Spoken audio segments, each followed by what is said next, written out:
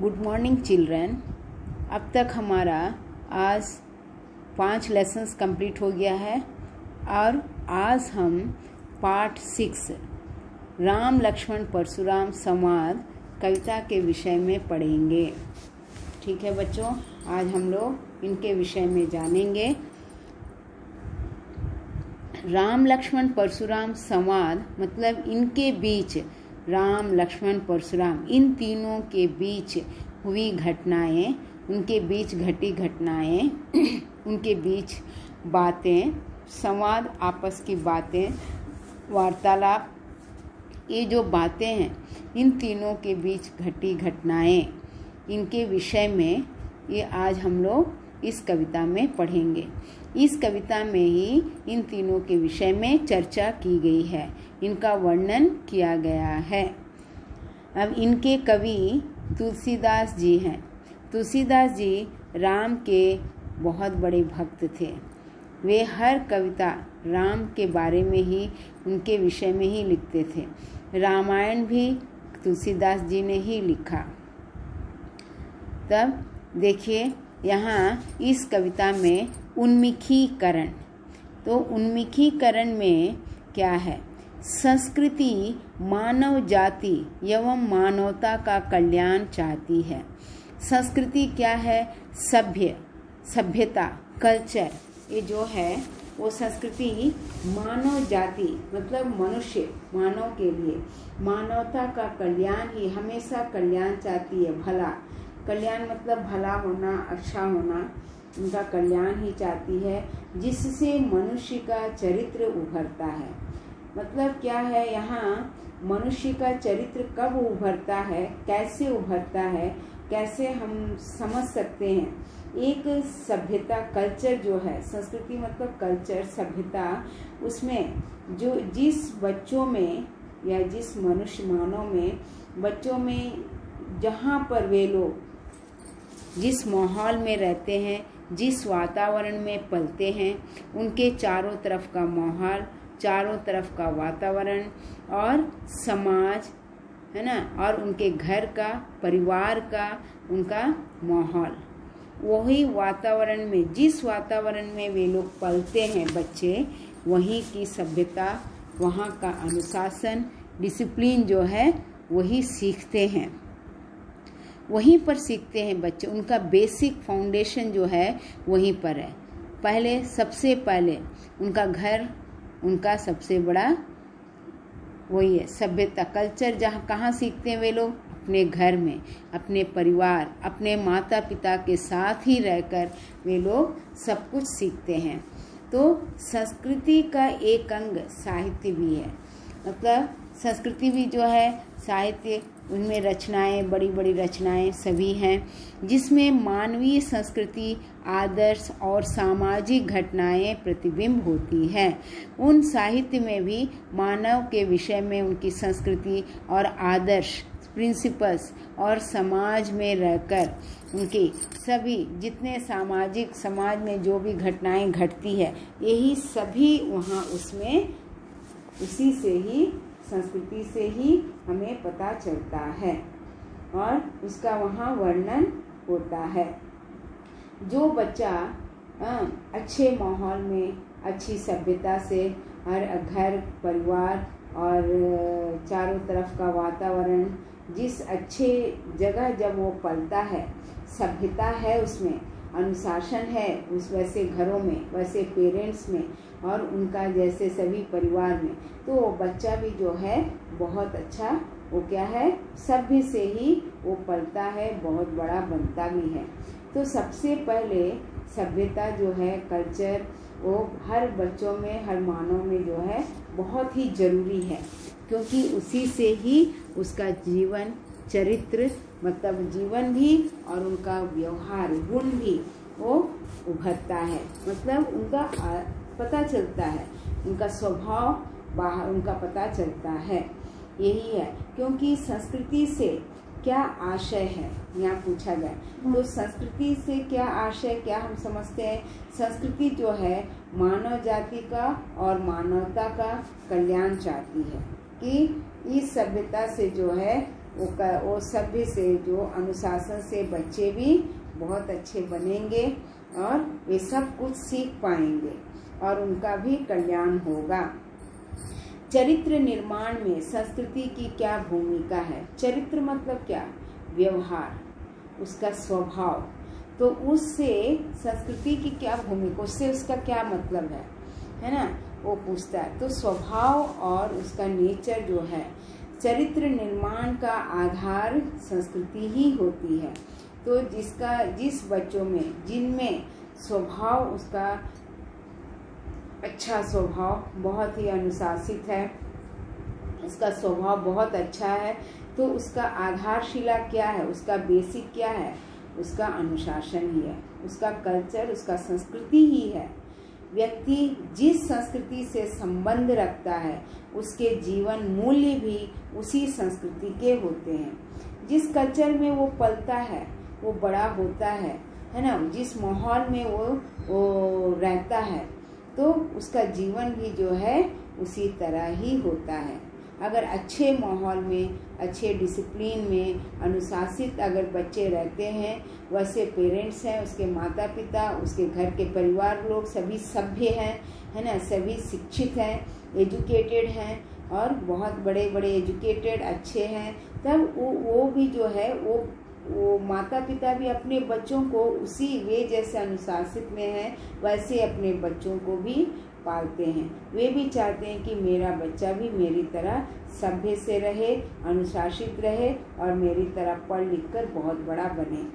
तो इसीलिए जहाँ पर वो पलता है, तो उसी से उसका क्या है, मतलब जीवन का मूल्य भी, मतलब उसी के साथ रहता है, वो भी उसका जीवन भी आगे जब बड़ा बनता है तो उसका स्वभाव भी वैसा बनता है, उसी रास्ते पे, उसी मार्ग पे चलता है। अच्छा है, अच्छे जगह सभ्यता से है ना, उनका कल्चर बहुत अच्छा है, तो बच्चे भी वैसे ही बनेंगे। अगर उनका माहौल अच्छा नहीं है, उनका परिवार, उनका माहौल, उनका सब वही चीज़ जो है, वहाँ जहाँ अनुशासित नहीं है, वहाँ सभ्यता नहीं है, तब वही वहाँ का वातावरण ही उस बच्चों पर पड़ता है, उसका इफेक्ट बच्चों पर पड़ता है। तो जहाँ सभ्यता नहीं है, तो बच्चे भी वैसे ही पढ़ेंगे, वैसे ही बढ़ेंगे, वैसे ही पढ़कर बड़े होंगे, उनका स्वभाव भी उनकी तरह ही होगा। यही है चरित्र में। ठीक है, अब देखिए यहाँ पर क्या कहता है, उद्देश्य। यहाँ उद्देश्य में का मतलब है कि विद्यार्थियों में काव्य के प्रति रुचि उत्पन्न करना, अन्य कवियों की रचनाओं से तुलना करने की क्षमता, काव्य के प्रति रुचि करना, रुचि आना, मतलब बच्चों में क्या है, काव्य में, कविता में, पद्य में, छंद में, चौपाई में, इस तरह एक दूसरे के प्रति, उनमें सभी को पढ़ते हैं, सभी को सीखना चाहिए, पढ़ना चाहिए, समझना चाहिए और एक दूसरे के प्रति कंपेयर, मतलब उससे वेरिएशन, मतलब उसमें और इसमें क्या फ़र्क है। एक कविता में एक कवि तुलसीदास जी की कविताएं और तुम्हारा दूसरे जो है और कविता जो है, ये सब में से लेखक हुआ, तुम्हारे कवि हैं, बड़े बड़े रचनाएं हैं, जैसे प्रेमचंद हुआ, है ना, जैसे कबीर हैं, रहीम है। तो ये सब जो है, उन्होंने इतने सुंदर सुंदर पद्य को लिखा, जो थोड़े में ही बहुत ज़्यादा विस्तार पूर्वक, मतलब पद्य जो है बहुत छोटा होता है ना, बहुत उसके अक्षर शब्द जो छोटे होते हैं, लेकिन उसका अर्थ, उसका मीनिंग जो है बहुत बड़ा होता है। तो इस तरह जो है बच्चों में उनकी तुलना, कवियों की रचनाओं में तुलना करना, एक और सभी मतलब कविता में जो है इतने कवि एक दूसरे के प्रति समझना, है ना, और उनका समझने के बाद उनका विकास करना और अलंकारों का परिचय कराना, उसके आधार पर काव्य सृजन की प्रेरणा देना, उनका काव्य सृजन में प्रेरणा देना, सिखाना, उनको सीख मिलना, उनसे क्या सीख मिलती है, उन कविताओं में कवियों ने किसका उद्देश्य, उनके कहने का उद्देश्य क्या है, किनका आधार बनाया गया है और किसके ऊपर उन्हें कहने का मतलब, जैसे बहुत से कविता में कवि जो है एक जीवन से संबंधित है ना,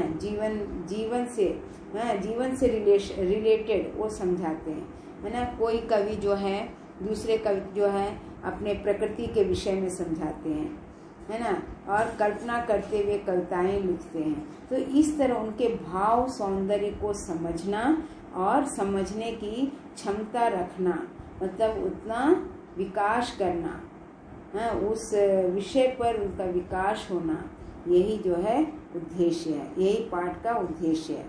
और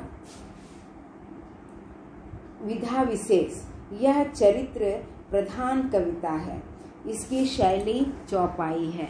चरित्र प्रधान कविता मतलब यहाँ गुणों का ही प्रधानता दी गई है, इस कविता में गुणों की प्रधानता दी गई है।